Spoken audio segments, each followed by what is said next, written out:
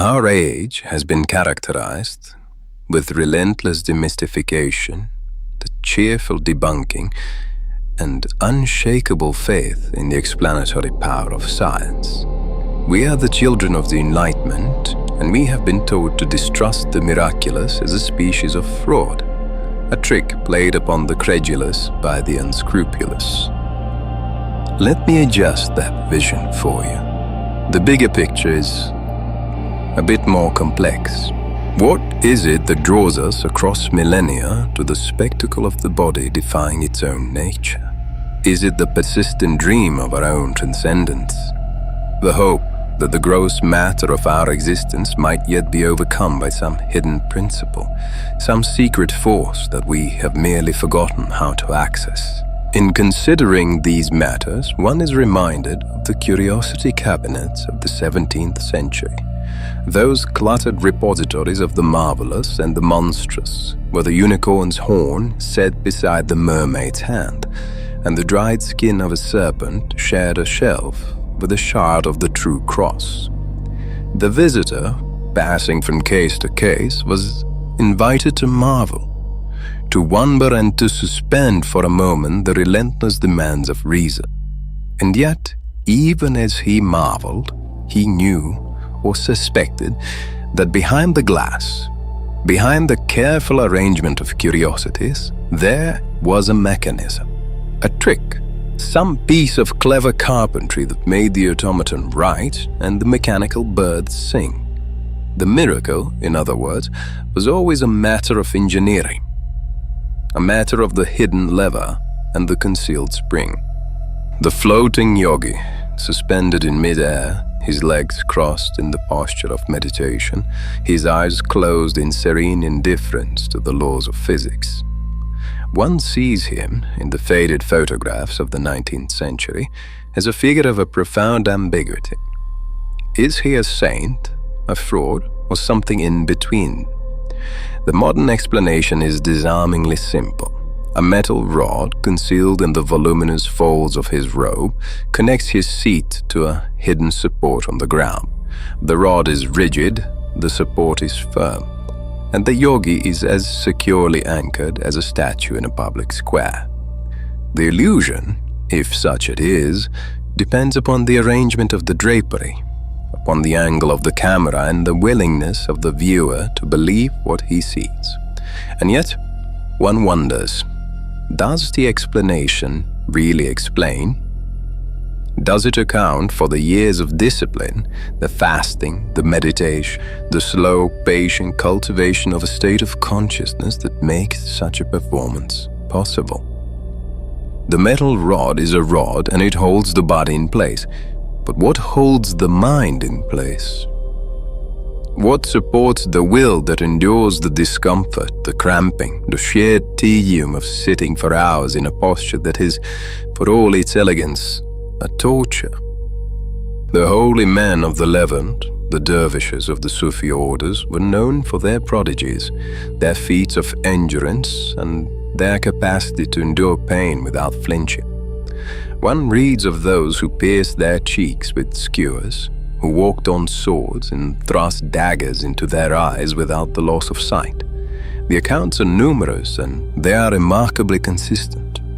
The modern explanation is anatomical and physiological, a matter of pressure and the distribution of force. A sharp point, we are told, parts the skin with ease, and the blunt skewer, if inserted with care, pushes the tissue aside without severing the major vessels.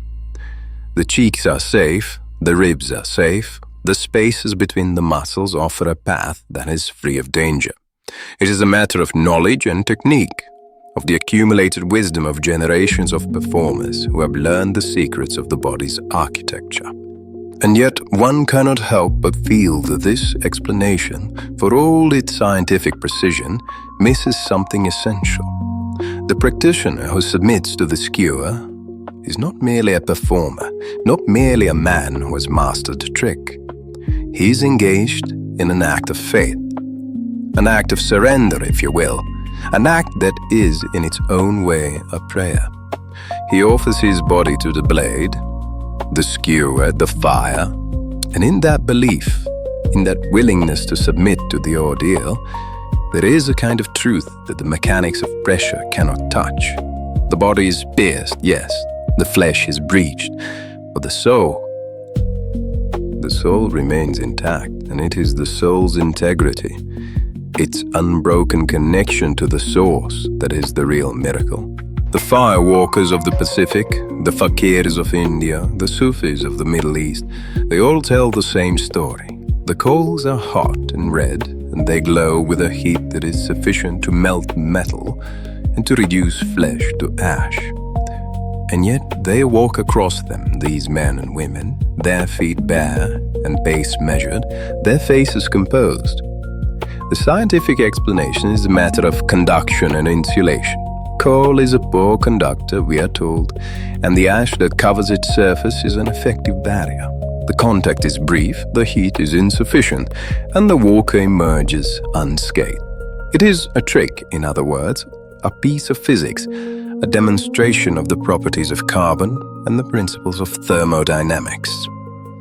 But one wonders, is it so simple and cynical?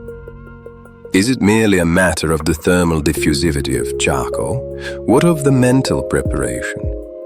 The hours of meditation and rhythmic breathing, the concentration of the will that allows the walker to step onto the coals as if stepping onto a carpet. One is reminded of the accounts of the early Christian martyrs who went to their death with a serenity that baffled their Roman persecutors. Imagine the flames around you, the lions, the torches of the arena, the crowd mocking you and cheering your death. These were not, for the martyrs, the end of existence, but the beginning. They had been prepared through the cultivation of a spiritual state that made the body's suffering irrelevant. Yes, the fire was a fire, but it was also a gateway. And the pain was a pain, but it was also a purification. The martyr, like the firewalker, had learned to see beyond the immediate, to perceive the hand of God in the midst of the ordeal. The legend of the miraculous is, in the end, a legend of the limit. It is a story about the boundaries of the human, about what can be endured and what cannot, what can be explained and what must remain unexplained. The moderns, with their science and their logic, take the legend apart piece by piece, exposing the mechanism and revealing the trick. And yet, the mystery remains, a residue that cannot be dissolved by the acid of reason. The art of illusion, at its best, is a revelation of our own desire. The magician who makes the elephant disappear, or the woman float in the air, is showing us what we secretly wish were possible. He is giving shape to our dreams, giving them substance and form, and allowing us for a moment to inhabit a world where the laws of physics are merely suggestions, and where the boundaries of the possible are more porous than we had dared to hope. One stands in one's imagination at the edge of the firewalker's path. The coals glow red, and the heat rises in waves. The air shimmers with the intensity of the flames. The walker approaches. His face is calm. His eyes are fixed in some distant point beyond the horizon. He steps onto the coals, and one expects him to cry out, to recoil and flee in agony. But he does not. He walks slowly and deliberately, his feet sinking slightly into the ash, his pace unwavering. And one watches, and one wonders, is this a trick? Is this a fraud? Or is this perhaps a glimpse of something that lies beyond the reach of the physicist and the historian? A glimpse of a reality that is older than the laws of pressure, the principles of conduction. A reality that is as mysterious and as irreducible as the human soul itself. Well, the question hangs in the air like the smoke that rises from the coals. It does not answer. It only asks and asks and asks in the patient, insistent voice of the one who has seen too much to believe and too much to disbelieve.